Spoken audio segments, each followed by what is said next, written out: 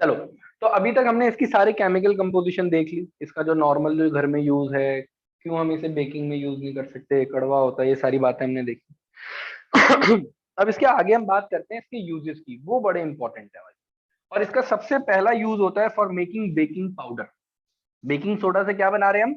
Baking powder. और baking powder को मैं कह रहा हूं बार बार कि बेकिंग पाउडर को आप केक, ब्रेड, ये सारी चीजें बेकिंग वाली चीजों के लिए आप यूज कर सकते हो। देखो, समझना मेरी बात को। बेकिंग पाउडर पता है कैसे बनाया जाता है? जब हम बेकिंग सोडा यानी कि सोडियम हाइड्रोजन कार्बोनेट में H प्लस आयन ऐड करते हैं। ये क्या मतलब है सर? यानी कि आप इसके अंदर कोई माइल्ड एडिबल एसिड ऐड कर दीजिए, जैसे कि टार्ट्रिक एसिड। जैसे कि टार्ट्रिक एसिड किसके अंदर होता है टार्ट्रिक एसिड? टैमरिंड में होता है। ठीक है ना, जो इमली होती है टैमरिंड, टैमरिंड उसके अंदर टार्ट्रिक एसिड होता है ना। तो अब हम ये एसिड क्यों डाल रहे हैं? क्योंकि ये खुद कैसा है, बेस। थोड़ा एसिड डालोगे न्यूट्रलाइज हो जाएगा, बिटरनेस खत्म हो जाएगी। समझ रहे हो? बिटरनेस खत्म हो जाएगी। तो अब ये जो पूरा मिक्सचर बन रहा है ना सोडियम हाइड्रोजन कार्बोनेट यानी कि बेकिंग सोडा का, और जो भी हमने एसिड लिया है, अब ये बन रखा है बेटा हमारा बेकिंग पाउडर। क्या बना बेटा हमारा?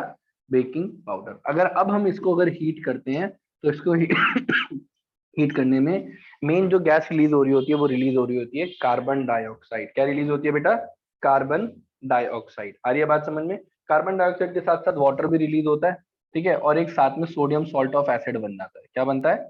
Sodium salt of acid. ये सोडियम सॉल्ट ऑफ एसिड क्या होता है उस पर ध्यान मत दो आप, बस इतना ध्यान दो कि अब यहाँ पर ये जो कार्बन ये जो कार्बन डाइऑक्साइड जो गैस बन रही है आपको, ठीक है ना, यहाँ पे इस रिएक्शन के अंदर, तो कार्बन डाइऑक्साइड गैस ही हमारे केक्स को, हमारी ब्रेड्स को फ्लफी बनाते हैं। ठीक है ना, उसके अंदर जो एयर गैप्स होते हैं उनके अंदर ये फिल हो जाती है, और जिसकी वजह से वो सॉफ्ट और स्पॉन्जी होती है। कैसी होती है बेटा?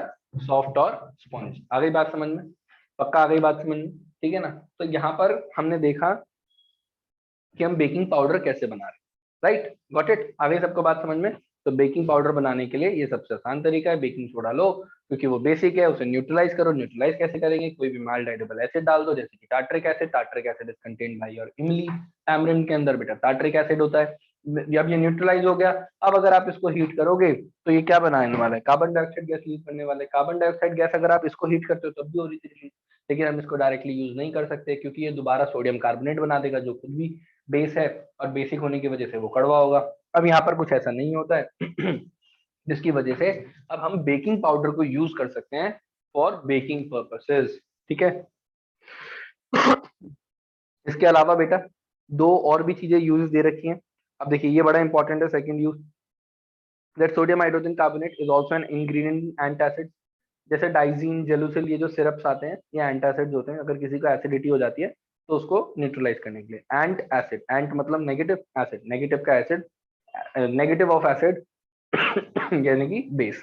So being alkaline it neutralises excess acid in the stomach and provides relief. और लास्ट होता है बेटा कि ये सोडा एसिड फायर एक्सटिंग्विशर के अंदर भी यूज हो रहा होता है। इसके अंदर यूज हो रहा होता है सोडा एसिड फायर एक्सटिंग्विशर। अगर आप अपनी एनसीईआरटी के बिल्कुल सबसे लास्ट पेज पे चले जाएंगे, जहां पर आपकी सारी एक्टिविटीज भी खत्म हो जाती हैं, मेरी एनसीईआरटी के हिसाब से पेज नंबर 36 है, तो वहां पर एक दे रखी है, एक फिगर मतलब दे रखा है फिगर 2.10, उसमें बता रखा है कि किस तरीके से सोडा एसिड फायर एक्सटिंग्विशर बनता है। उसमें इन्होंने सल्फ्यूरिक एसिड ले रखा है एक छोटी सी ट्यूब के अंदर, यानी कि सल्फ्यूरिक एसिड का अगर आप रिएक्शन करते हो NaHCO3, देखिए reaction of acid with metal hydrogen carbonate, तो यहाँ पर क्या बनता है? सोडियम सल्फेट बनता है, साथ साथ में कार्बन डाइऑक्साइड गैस, और साथ साथ में वाटर रिलीज होती है। कार्बन डाइऑक्साइड गैस ये फायर एक्सटिंग्विशर होता है बेटा। राइट, आ रही है बात समझ में? ये आग को बुझाने में काम करता है। ठीक है, आ गई बात समझ में?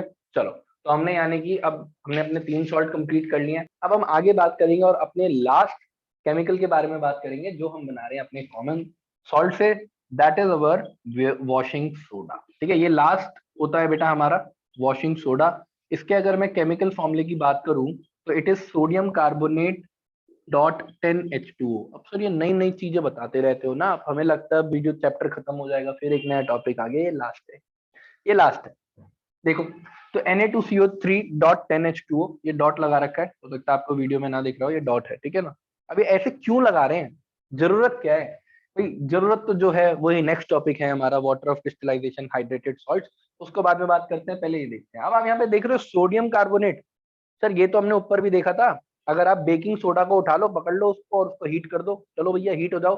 अगर आप हीट कर रहे थे तो सर सोडियम कार्बोनेट बन रहा था, और मैंने यही रीजन भी बताया लास्ट वीडियो के अंदर, जो प्रीवियस वीडियो है मेरी उसके अंदर मैंने यही रीजन भी बताया कि सोडियम कार्बोनेट भी अपने आप में बेसिक होता है, बिटर होता है, कड़वा होता है, इसलिए हम इसको बेकिंग में यूज नहीं करते।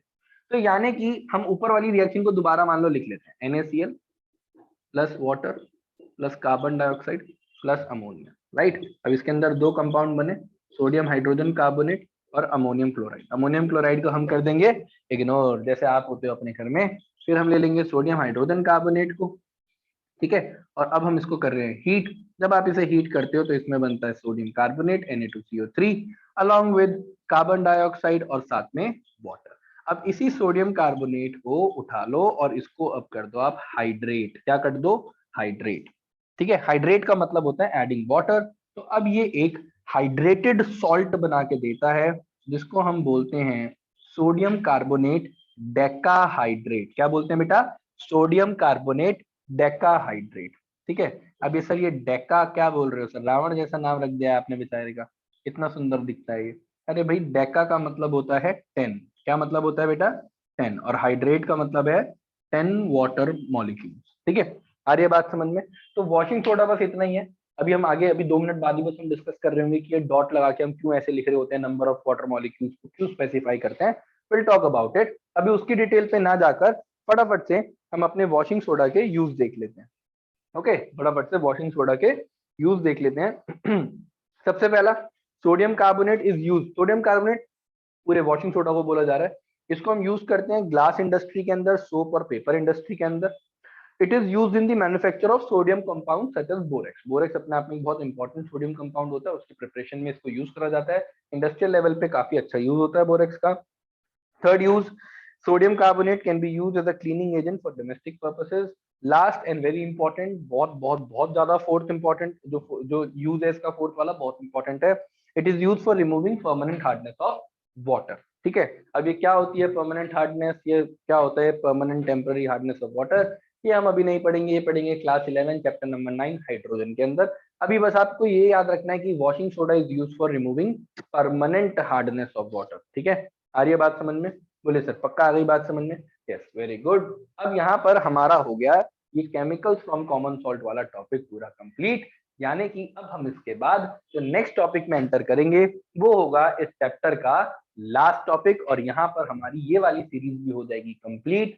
आप वीडियोस को एक बार देखने के बाद अगर दोबारा देखते हो तो थोड़ी सी प्लेबैक स्पीड बढ़ाकर देखो, 1.5 1.75 की स्पीड पर देखो, लेकिन सेकंड टाइम में, फर्स्ट टाइम में धीरे धीरे देखो जिससे चीजें समझ में आ जाएं। अगर कहीं पे रिक्वायर्ड लगता है कि नोट्स बनाने हैं तो एनसीईआरटी खोल के बैठो, वहीं पेंसिल से लिख लो या एनसीईआरटी में मार्क करते हुए चलो। चलो अब बात करेंगे जो आपके मन में इतनी देर से एक सवाल उठ रहा था कि भैया ये 10H2O वाली कहानी क्या है। देखो, एक कॉन्सेप्ट होता है हाइड्रेटेड सॉल्ट्स का, ठीक है। एक कॉन्सेप्ट होता है हाइड्रेटेड सॉल्ट्स का, मतलब कुछ ऐसे केमिकल कंपाउंड होते हैं बेटा जिनके पास fixed number of water molecules होते हैं with every formula unit of compound. जैसे कि जैसे मान लीजिए हमने ले लिया copper sulphate. Copper sulphate pentahydrate होता है। पेंटा का मतलब क्या होता है? 5H2। Copper sulphate pentahydrate. कभी भी आप अगर कॉपर सल्फेट का सॉल्यूशन बनाते हो तो वो नीला नीला आता है। अगर आप कॉपर सल्फेट के क्रिस्टल्स देखोगे तो वो भी ब्लू होते हैं, ठीक है। ऐसे सॉल्ट्स को हम क्या बोलते हैं? Hydrated salts. क्या बोलते हैं बेटा? हाइड्रेटेड सॉल्ट्स, ठीक है। क्या बोल रहे हैं उन्हें? हम हाइड्रेटेड सॉल्ट्स बोल रहे हैं। हाइड्रेटेड क्यों बोलते हैं? क्योंकि they always contain fixed number of water molecules along with their formula unit and one formula unit। अब देखो इनको क्या बोलते हैं, जो ये डॉट के बाद लगे इन्हें हम बोलते हैं वाटर ऑफ क्रिस्टलाइजेशन। क्या बोलते हैं बेटा? इन्हें हम वाटर ऑफ क्रिस्टलाइजेशन। देखो, इन्हें वाटर ऑफ क्रिस्टलाइजेशन बोलने का एक रीजन ये भी होता है कि जितने भी हाइड्रेटेड सॉल्ट्स होते हैं ये क्रिस्टल फॉर्म में एग्जिस्ट करते हैं। कैसे होते हैं? क्रिस्टल फॉर्म में। जैसे हमारे घर में जो शुगर होती है, सॉल्ट होते हैं, ये भी क्रिस्टल फॉर्म है। हालांकि जो वो हाइड्रेटेड सॉल्ट नहीं है, वो हाइड्रेटेड सॉल्ट नहीं है। लेकिन ये जो कॉपर सल्फेट है, जैसे ये पहला एग्जांपल हो गया आपका कॉपर सल्फेट पेंटाहाइड्रेट, ठीक है, ब्लू कलर का होता है। इसके पास fixed number of water molecules हैं। कितने हैं? 5 है। मतलब अगर मैं कहूं कि जाओ एक मॉलिक्यूल उठा के लाओ कॉपर सल्फेट का, तो अगर आप एक मॉलिक्यूल उठाओगे तो उसके साथ आपको क्या और मिल जाएंगे? 5, exactly 5 fixed number of water molecules. अगर मैं वाटर ऑफ क्रिस्टलाइजेशन की डेफिनेशन अगर आपको एनसीईआरटी में से पढ़ के बताऊं ना आपको, तो देखो वाटर ऑफ क्रिस्टलाइजेशन के लिए वो बोलते हैं that water of crystallisation is the fixed number of water molecules present in one formula unit of a salt. आई बात समझ में? तो मतलब अगर आप कॉपर सल्फेट का एक मॉलिक्यूल उठाओगे तो उसके साथ कितने मिलेंगे? 5। याद रखिएगा कि जो हाइड्रेटेड सॉल्ट्स होते हैं इनका अपना एक कैरेक्टरिस्टिक कलर है। जैसे कि मैंने आपको इसके बारे में बताया, अगर मान लीजिए फेरस सल्फेट ले लेते हैं FeSO4, ठीक है, FeSO4 शायद ये 7H2 होता है, थोड़ी सी कंफ्यूजन हो रही है मेरे को, हेप्टाहाइड्रेट ही होता है शायद ये।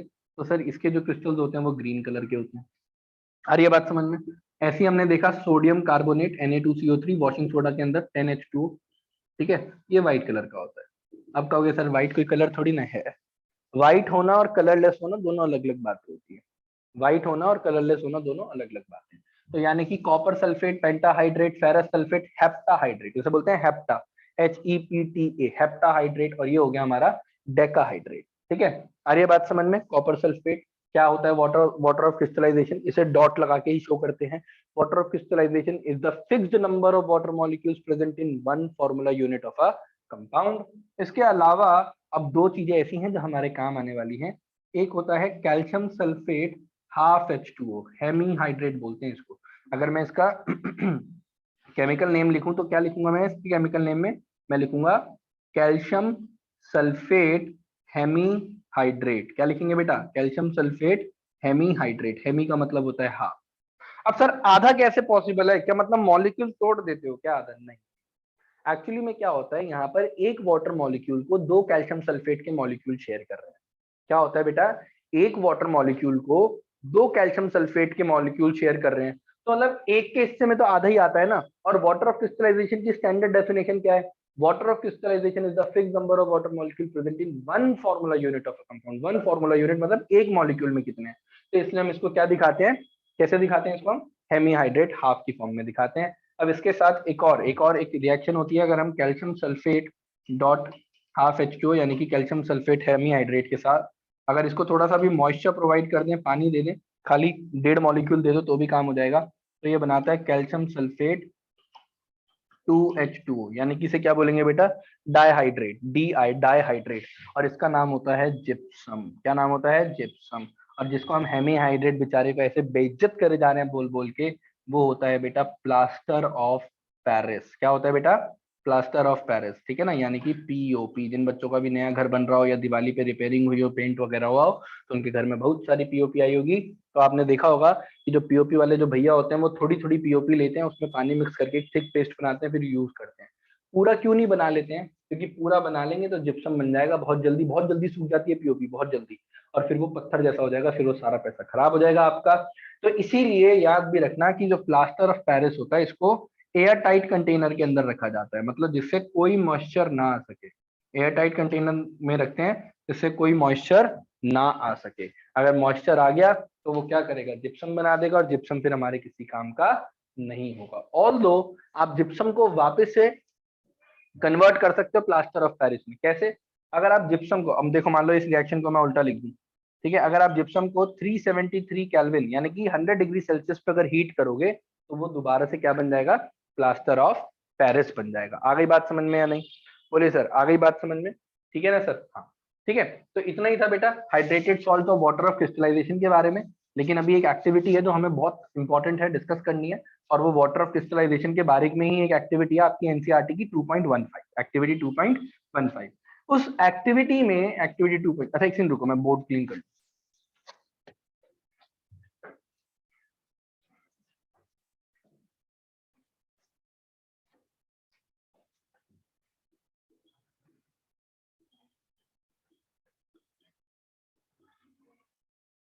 अभी जो एक्टिविटी है 2.15, इसमें हम क्या कर रहे हैं? कॉपर सल्फेट के क्रिस्टल्स ले रहे हैं, ठीक है, कॉपर सल्फेट पेंटाहाइड्रेट होता है, इसको हम हीट कर रहे हैं, ठीक है, डेल्टा का साइन ट्राइंगल यानी कि हीट, या फिर लिख लो हीट लिख लो। अब आपको पता है कि ये जो क्रिस्टल्स होते हैं ओरिजिनली ब्लू इन कलर होते हैं, लेकिन होगा क्या अगर आप इन्हें हीट करोगे? तो अब ये देखो, अब जो ये जो वाटर मॉलिक्यूल्स थे अब ये इवेपोरेट हो जाएंगे, राइट? राइट, इवेपोरेट हो जाएंगे। तो इनका जो एक, अब क्या ये कॉपर सल्फेट हाइड्रेटेड सॉल्ट रहा? नहीं रहा। ये हाइड्रेटेड सॉल्ट कब तक है? जब तक ये 5H2 इसके साथ जुड़े हुए। जब तक ये 5H2O इसके साथ जुड़े हुए हैं। अब ये हाइड्रेटेड सॉल्ट नहीं रहा, तो अब इसके जो क्रिस्टल्स होंगे ये कलरलेस हो जाएंगे। कैसे हो जाएंगे? कलरलेस हो जाएंगे। आ रही है बात समझ में? अब आप क्या करो, अब यही ले लो, जो ये आपने क्या करा है, आपने कर दिया डिहाइड्रेशन। क्या कर दिया यहाँ पर? डिहाइड्रेशन। डिहाइड्रेशन मतलब removal of water, dehydration, removal of water. अब हम वापस से इसको रिहाइड्रेट करेंगे, मतलब दोबारा से इसके अंदर अगर हम पानी ऐड कर दें, ठीक है, 5H2 ऐड कर दीजिए, यहाँ यहाँ लिख लेना कॉपर सल्फेट प्लस 5H2O। अब ये दोबारा से क्या बन जाएगा? कॉपर सल्फेट डॉट 5H2O, और अब ये दोबारा से ब्लू कलर में आ जाएंगे। आई बात समझ में? तो हमें पता चला कि हाइड्रेटेड सॉल्ट्स अपना करेक्टरिस्टिक कलर कब शो करते हैं? जब उनके पास, जब वो हाइड्रेटेड फॉर्म में, डिहाइड्रेटेड फॉर्म में वो नहीं कर रहे हैं। डिहाइड्रेटेड फॉर्म वो होती है बेटा जिसके अंदर जो उनके जो वाटर मॉलिक्यूल्स होते हैं वो उनको हीट करने से इवेपोरेट हो जाए। आ गई बात समझ में? बोलिए सर, पक्का आ गई? जो हमने पीओपी देखा था ना, पीओपी को बहुत सारे टॉयज बनाने में काम आता है वो, ठीक है, हाइड्रेटेड सॉल्ट जो था, और पेंटिंग्स वगैरह, वॉल्स वगैरह पे डिजाइन करने के लिए इंटीरियर्स में यूज होता है। फिर जो अगर किसी को फ्रैक्चर हुआ हो, तो फ्रैक्चर चढ़ता है ना, जब किसी की हड्डी में कोई क्रैक आ जाए, कुछ आ जाए, तो उस फ्रैक्चर में भी पीओपी को यूज करते हैं। आ रही है बात समझ में? क्योंकि पीओपी जैसी ड्राई हो जाएगी, पानी में मिक्स करके उसका पेस्ट बनाते हैं, तो वो बिल्कुल हार्ड रॉक हो जाएगा, मतलब बिल्कुल पत्थर जैसा हो जाएगा, और फिर आपकी जो बोन है वो धीरे धीरे रिपेयर हो जाती है। आ गई बात समझ में? ठीक है, so that's it from my side for this chapter, acid basis and salt. अब इस वीडियो के साथ ये चैप्टर भी कंप्लीट हो गया है। आप सभी बच्चे इन वीडियोस को देखो, एक बार वो नॉर्मल स्पीड पर देखो, एनसीईआरटी साथ में लेकर बैठो, उनको देख रहे हो। मैंने बार बार एक्टिविटीज के नाम बताए हैं, बार बार आपको डायग्राम फिगर्स के नाम बताए हैं, स्केल बताया है, ये है वो है, तो आप उन सारी चीजों को अपनी एनसीईआरटी के साथ देख के चलोगे तो आप ज्यादा अच्छे से कर पाओगे। जैसे ये चैप्टर हो रहा है, जैसे जैसे आप आगे बढ़ते हो, तो उसके अंदर इंटेक्स क्वेश्चन आते हैं, उन इंटेक्स क्वेश्चन को लगातार करो। After that those Intex question back exercise करो, बैक एक्सरसाइज के बाद एनसीईआरटी एग्जाम्पलर करो, एनसीईआरटी एग्जाम्पलर करो, और उसके बाद मेरे पास एक छोटा सा क्वेश्चन बैंक है, अगर आप चाहते हो वो मेरे से लेना, तो आप मेरी ईमेल आईडी पर या फिर मेरे इंस्टाग्राम पे मुझसे डीएम करके वो ले सकते हो। Thank you everyone.